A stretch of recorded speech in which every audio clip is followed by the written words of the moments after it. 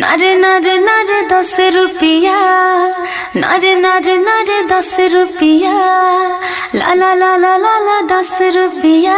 अरे सलस भैया तोहरा बनिहार के जरूरत बानू। हो देखो ना बनिहार कटनी को क्या होता रही। हो देखो अरे अरे अरे क्या हवल हो तू लोग?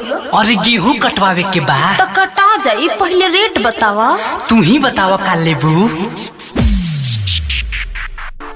हम बानी सुकवारी जी, ऊपर से कुमारी जी, मनावन करब रउआ के तनो न होएम तैयारी जी। लागत घम चम जोरी आ हसुआ के धरी देम रेट का बताई जी। अरे त जेतना रुपिया कहबू तोहके तना रुपिया देम। आ सुना काम वाली कटा जाई। अरे कैसे कथा हो? 2 रुपिया हो 2 रुपिया, 2 रुपिया हो 2 रुपिया। अरे गेहूं कटाई दे हम 2 रुपिया हो, गेहूं कटाई दे हम 2 रुपिया हो। बुढ़ा ढोवाई पौने 2 रुपिया।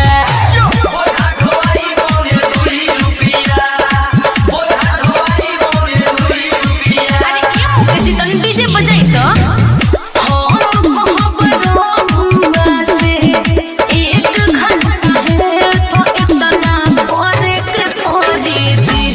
इतना करे के पड़ी सदाना लोगी बोलबा में धरे के पड़ी सदाना लोगी बोलबा में धरे के पड़ी।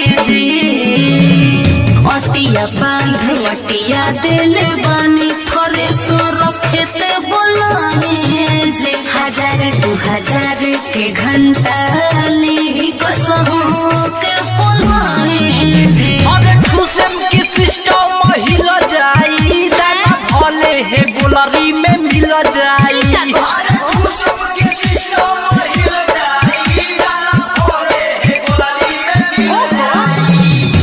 बादी में हम नहीं गई चम आ गुलरी न पैचम जे सब में फेटाई जे।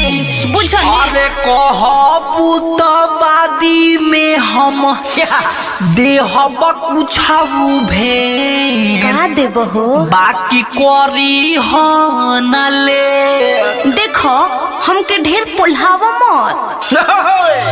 2 रुपिया हो 2 रुपिया, फेरू 2 रुपिया हो 2 रुपिया। अच्छा। अब गेहूं कटाई दे हम 2 रुपिया हो, ना मन गेहूं कटाई दे हम 2 रुपिया। आए? बोझा बन्हाई पौन 2 रुपिया।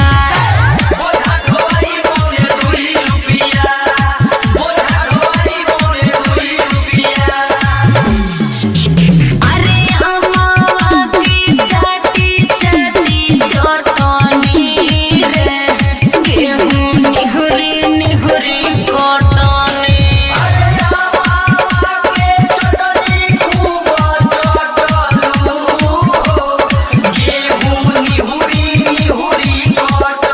करत मन ढांची आदमी के धान राइटर सियार बीजान गईने तोहरा के हम तो मान गईने। शैलेश प्रेमी नीतीश मुकेश के प्रभा अब पहचान गईले। मुजफ्फरपुर जिला के जमींदार हई हो, बुझा नहीं अतनो भिखार हई हो। अच्छा मुजफ्फरपुर जिला के जमींदार हई हो, बुझा नहीं अतनो भिखार हई हो।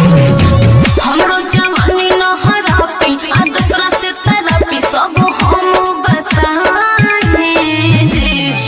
अरे जुगो जुगो जिया बाची अल्लाह खोबरी हईल कटहनी के फी। अरे ए जमींदार जी असही खूब खिलत रही, हमरो से मिलत रही। का बोललू? 2 रुपिया हो 2 रुपिया, 2 रुपिया हो 2 रुपिया। गेहूं कटाई दे हम 2 रुपिया हो, गेहूं कटाई दे हम 2 रुपिया हो। पौने 2 रुपया। बोझा ढोवाई पौने 2 रुपया। बोझा ढोवाई पौने 2 रुपया। 2 रुपया से अधिका नहीं मिलेगा बुझे। RCM म्यूजिक न्यू ऐप अभी डाउनलोड कीजिए हमारे गूगल प्ले स्टोर से और पाए भोजपुरी लोकगीतों का एक से बढ़कर एक ऑडियो वीडियो सॉन्ग बिल्कुल मुफ्त।